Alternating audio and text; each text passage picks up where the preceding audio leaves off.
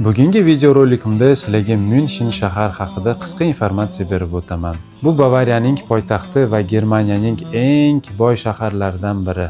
Bu yerda dunyoning mashhur BMW kompaniyasi joylashgan. Har yili aynan shu shaharda eng katta pivo festivali o'tkaziladi, Oktoberfest. Shaharning yuragi esa Marienplatz, doim harakat va hayotga to'la joy hisoblanadi.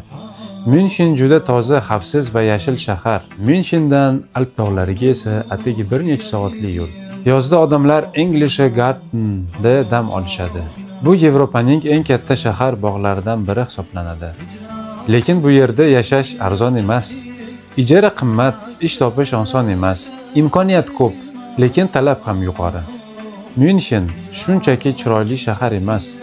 Bu yerda intizom, sifat va hayot darajasi birinchi o'rinda turadi. Sizlarga qaysi shahar yoqadi? Kommentariyada yozib ketinglar.